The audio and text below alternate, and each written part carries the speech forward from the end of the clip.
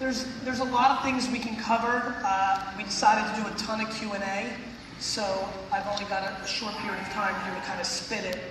And so what I'm going to really focus on in this kind of moment is going to piggyback off the last presentation, which is a lot of this is about mindset and overall strategy of how you're navigating your life and your business life and your personal life. This is just about, do you see what's happening or don't you? Do you understand how this plays out in the macro, or are you too consumed with the things that are in front of you in the short term? It's really hard to project blockchain's impact on our society if you're just caught up in the headlines of Bitcoin, right? And so for me, as I navigate my life and think about why things have worked for me, is I go under one very basic assumption, which is, as long as I stay alive, it's always better to think long-term than short-term. And the other thing that runs in parallel to that strategy is my inability to allow one of your opinions to matter more to me than my own opinion about myself. Not because I think I'm great or special, it's just that I think you suck at shit too.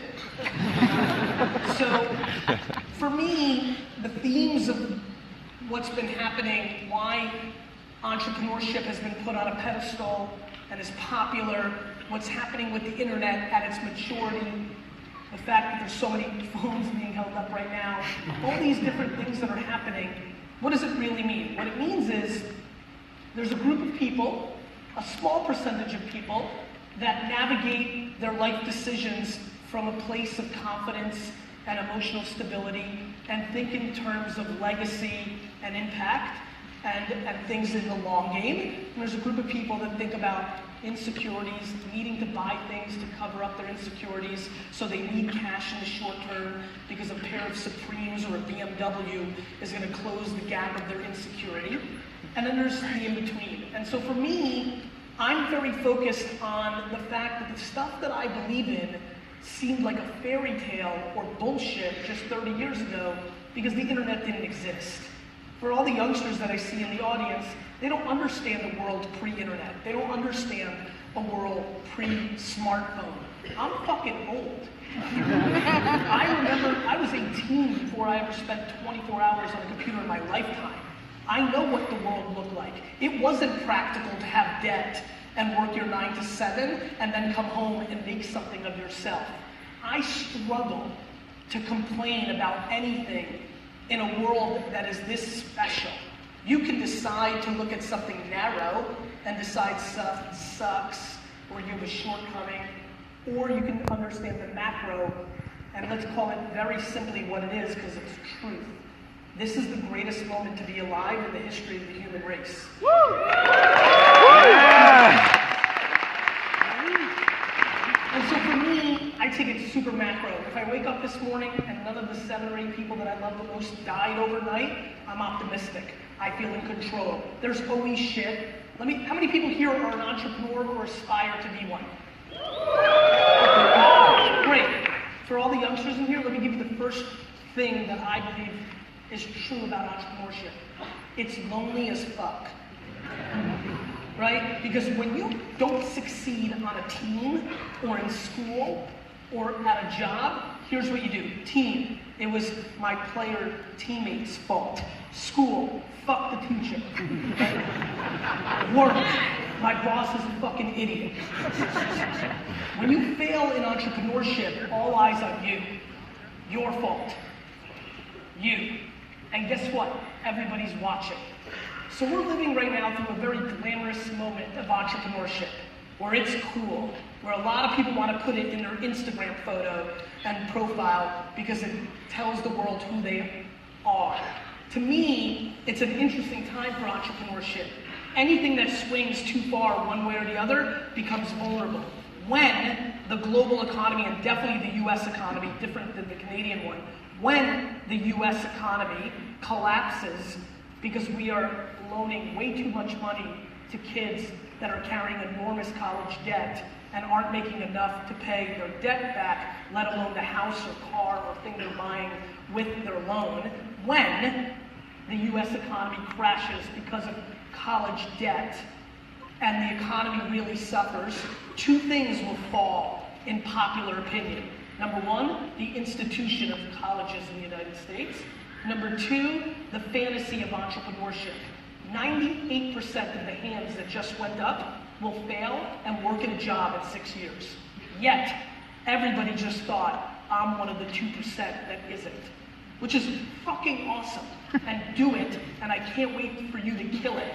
But I will say that while we are talking about all these themes right now, my propaganda, my push, my want for people to debate during this talk is not that I'm gonna rah-rah you up and you're gonna go fucking crush your business, but I am gonna hope to put pressure on everybody in this room to get really self-aware really fast. I think the reason I have a happy life and things have gone well, and more importantly, forget about me being a focus group of one, everybody that I know that has happiness traces back to some incredible commitment to self-awareness. An incredible thing happens in your life when you stop bullshitting yourself. Look, I wish I was a lot of things too. I wish I was the quarterback of the New York Jets. Not gonna happen. I wish I was a supermodel. Not gonna happen. I wish a lot of things too. But when you romanticize and wish, instead of actually being practical and understand, you create a vulnerability. And let me remind this group of people about something that's very important to me. By show of hands, who's under 30 years old? Raise your hands. Fuck. Actually, I want everybody to see thank you for the lights. If you were under 30, I want you to stand up.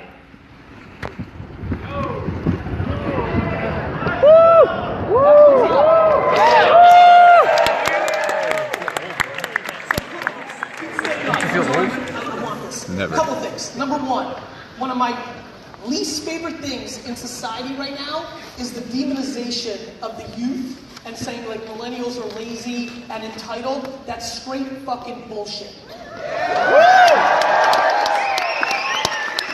for all of us sitting, 90% of our friends are fucking lazy too. However, on the flip side, here's my biggest concern for everybody who's standing. Everybody who's standing has one fatal flaw in the game of entrepreneurship. And it's not your fault, by the way. Your fatal flaw is you haven't been punched in the fucking mouth yet. For everybody that's sitting, we lived through the meltdown of the economy in 2008 and 2001 and 1996 and on and on and on. Everybody here who's rolling right now has rolled under ridiculous, easy game. Ridiculous easiness of global economy. Unlimited fucking money in the system. Doesn't take a hero to raise capital and lose money every month. And so, the only thing I ask for everybody who's sitting, and you're more than welcome to sit down, thank you. For everybody who's standing, the one thing I want you to understand is that truth. In the same way that it's straight horseshit that people say millennials are entitled and are lazy, it's the same that you have to understand that you have not been punched in the mouth. You have not woken up in the morning and 30% of the money in the economy has been taken out. And then another week later, 50%. And all those brand deals, because you got a lot of Instagram followers, go away. And so I implore everybody in this room, regardless of where you are, to get real practical. The two businesses I built, my dad's liquor store for him and VaynerMedia for me and my brother, I built when I started them in really tough economies. Adversity was my strength. It wasn't easy. There wasn't no raising capital. I've run two companies my entire life. For all my Gary Vee time, from the day I left school at 22 years old to the way I'm standing right now, in those 20 years, there's not been a single day in my life that I have not operated a business, and there's not been a single time in that entire 20-year period where I didn't make more money than I lost so I could pay my bills. It's called practicality. It's called building an actual business. And so it's cool that you have a t-shirt with a logo on it and you're a lifestyle fashion brand until the economy crashes and you have to work at fucking Rogers.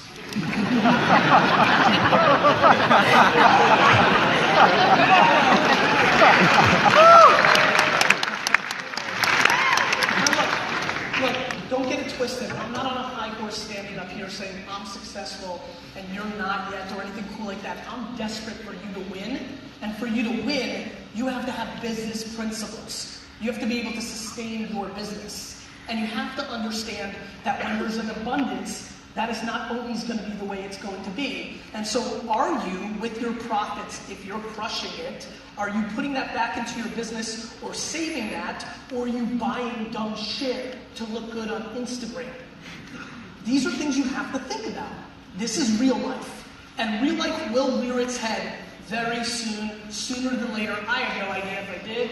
I would play the markets that way. Nobody really understands when, how, or for what reason. But it's just the way it's always been. And guess what? I don't feel comfortable when the global economy is getting close to a decade of prosperity, because it usually isn't able to hold on that long. Now, there's been enormous amounts of manipulation of governments supporting it, but fundamentals are fundamentals. And so I stand here today trying to get people into the right mindset of the yin and yang of what's happening, which is both things are true. A, it's unbelievable that things have been so good for so long, and it's a good time to start strategizing what if. What if I can't raise any money for my business? Does my business make money? What if? What if the biggest companies in the world and startups and other businesses go out of business and they don't have money to give me? What if? At the same token, what makes this time tricky is that the internet is starting to hit such a scale and such an opportunity that there is a land grab and more opportunity than ever for the individual businesses and anything else. It's incredible to me that you can start a brand from zero, have a smart Instagram and Facebook strategy, sell it on Shopify Plus and Amazon, and build a real business in a year or two. That is remarkable. That is incredible. And that is what makes this era special. Let me tell you this again, and I referenced it earlier. My friends, humans will look back at this era. They will look back at this era like you are living in one of those interesting times that will be reviewed over and over and over because you lived during the era of the internet being established, of blockchain being established. This is big fucking shit. This is big fucking shit. This is printing press. This is big. This is big, big, big, big, big. And so now what you have to do is be on the offense practically. There's people on the defense. There's people fear-mongering technology, right?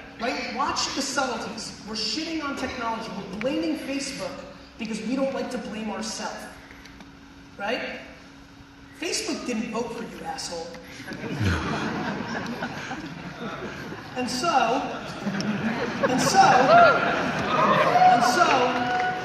we live in an incredible time where the opportunity for the entrepreneur, the educator, the stay-at-home mom, the litigator, this is for everybody. My biggest plea here today is for everybody who is sitting down. If you're 47 years old and you think you're finished, you need to rethink everything. I am so frustrated by watching all the teenagers and 20-year-olds take full advantage of this opportunity because they don't know any better, and for the 40 and 50 and 60-year-olds closing their mind without realizing that they're going to live for the next 40 years, and this fucking land grab is for you too, and good news, old fuckers, you have experience.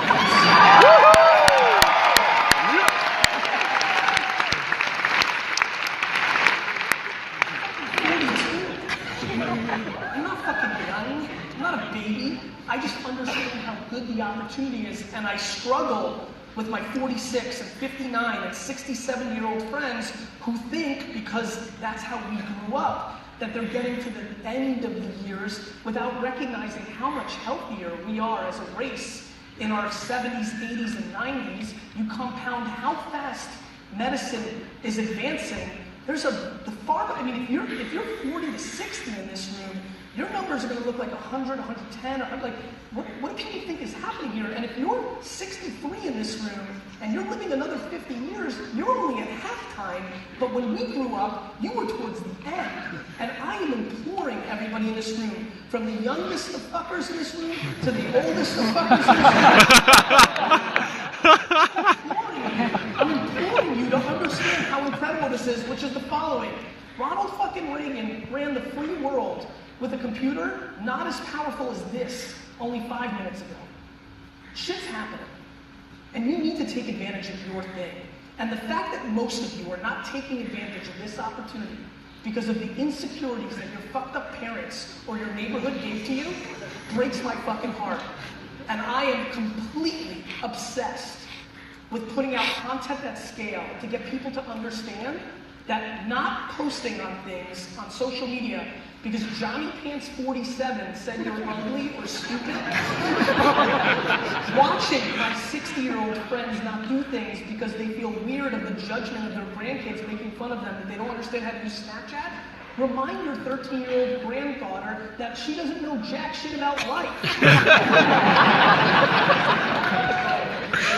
And so I really, really need people to understand what's actually happening.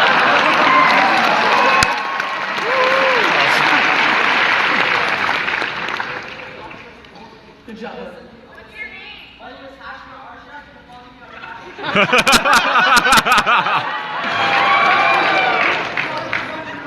6 hours, I snuck into his show, I'm gonna freeze. 9 hours there, I missed it. The border held me up, obviously. All right, great head. All right,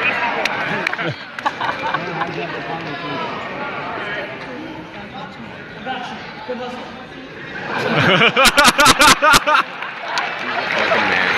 Couple things. If you sit in this room and you have any business ambitions, any ambitions to raise money for the disease that took your parents' life, if you have any ambitions to raise money for your school, to build a new gym, or any other thing in the world, please understand the following. If you do not understand how to make written words, pictures, and videos on Facebook and Instagram, and do not do that multiple times a day, every day, you are missing the fucking boat.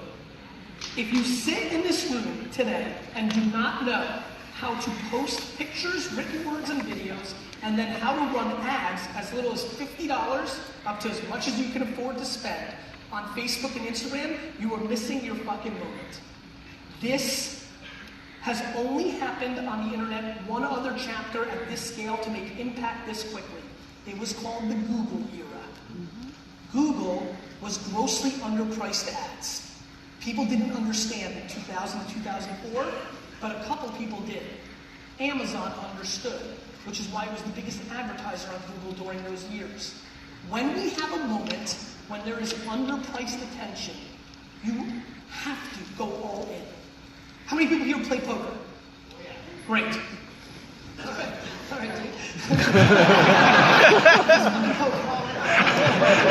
I don't, because I recognize people have better math skills than me and I don't want to lose my fucking money. But I know enough to know that when you have the best hand, you go all in. Facebook and Instagram ads right this minute are the best hand. If you are not reinvesting in your business or your ambitions by putting ads into Facebook and Instagram, you will regret hearing this from me today in 4 years when you look back and realize it now costs you 10 times as much to get to as many people, and it works half as well because we got too used to ads on those platforms. I don't care what your opinions are. I don't give a fuck that you already ran $1,000 and it didn't work. It means you didn't know what the fuck you were doing. I don't get any ROI from a basketball, other people do. I don't get any ROI out of a piano, other people do. The ROI out of Facebook and Instagram ads is so gross, so remarkable, that you have to go home and Google, how do I run Instagram ads? Enter. How do I get the most effect for Facebook ads for a real estate agent in the Toronto region? Enter. You have to figure this out, because it is the best piece of advice that I can give you on stage. And your romantic point of view that Facebook's not cool anymore, or that you ran it already, or you don't get it, or you don't like that people are on their phones anymore, your romantic points of view, or your headline reading points of view, is the vulnerability for your upside. You have to be a practitioner. The amount of people here who have opinions on influencer marketing, on Facebook ads, on Snapchat filters, opinions on all these things without ever running a fucking ad is egregious. So, the number one thing I implore everybody here to do is to go home and become a practitioner at two things: First, deploy self-awareness and figure out how you want to speak to the world, whether as a person or a business. Is it written word, is it audio, or is it video? Second, understand how to run ads if you have enough money to run ads on Instagram and Facebook. Period, and the story literally can leave right now and have given you more value if you actually take it serious. I know for a lot of you who've been following me for a long time, you've heard this before many of times. I just know that none of you have gone all in on it enough for the value, because even I'm not going in enough for the value because the opportunity is so ridiculous, right? And so what happens, how many people have been doing their thing and it's going well for over 5 years? Raise your hand. Woo! Raise them high. Be proud. Awesome. You're the ones that I'm most scared of, because you get caught in your patterns of what was successful for you. This is what always happens. Right? YouTube works for salon guy, you get caught, you get used to it, it feels right, you don't think about it. Or you get caught up in headlines. You get lazy. You know what's lazy? When Instagram creates stories and you don't think you need to do Snapchat anymore because it's the same. You're a fucking idiot. You're an idiot because 180 million people a day use Snapchat and get more consumption there, and Snapchat can make one change that gets everybody back, but you don't want to put the extra effort for an extra minute or two to get your content there. It's so fascinating to me how many people's actions don't match their ambitions. You know how many people roll up on me, whether virtually or in real life, and tell me they're going to buy the Rams or the Raptors or something other than the Jets because we're cool like that, and then I go look at the Twitter handle and they're watching entire seasons of The fucking Crown on Netflix? Our actions are not matching our ambitions. But let me say this, and this is just facts. The fact that you're in this hall this afternoon on this day means that you see the world in a very competitive advantage way. You understand that something is happening in a way that you understand that I'm promising you 98% of society doesn't. That is your great strength. That you understand this thing is real. This is real. You may not be fully advanced, you may be in the nuances, you might not be great at Instagram, but you're good at YouTube. You've got a sense. How many people here have been following me for longer than 18 months? Raise your hand. Thank you. And for 18 months or less? Thank you. The reason the hands are fairly even is something changed 15, 16 months ago.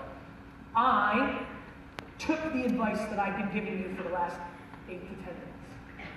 One of the things that I'm most proud of is I never talk about shit I don't do. When I tell you to bleed out your fucking eyes, I bled out of my eyes. When I tell you to spend more money and time figuring out these platforms, I did it. I don't guess. You know why I don't have a lot to say on crypto and Bitcoin? It's because I'm still tasting. You know why I don't have my official Vero point of view? It's because I'm tasting. I don't like to talk about shit until I know what the fuck I'm talking about. Yeah. The last 10 minutes, of trying to get you there and like pushing forcefully is because that's what happened to me 15 months ago. Even for all my winning, and I was followed by a lot of people, and a lot of people knew who I wasn't all the way in, right? I was busy with Vayner, I was doing other things, but Vayner got big enough and my financial situation got big enough that I was able to take it from just me making my content to 3.5 years later being 17 people and a complete media team that helps me put out the obnoxious amount of content I do. A lot of people have a lot more money than me. They're more than welcome to hire people and go all in on this. They choose to take those dollars and buy things or invest in them, do whatever they want as they should. I just want everybody to understand one thing. Attention is the asset. Before you tell me what you want to accomplish or what you want the customer to do, whatever the customer is, get a vote, sign up for your platform, whatever you want them to do, you need their attention. Attention in our society lives here.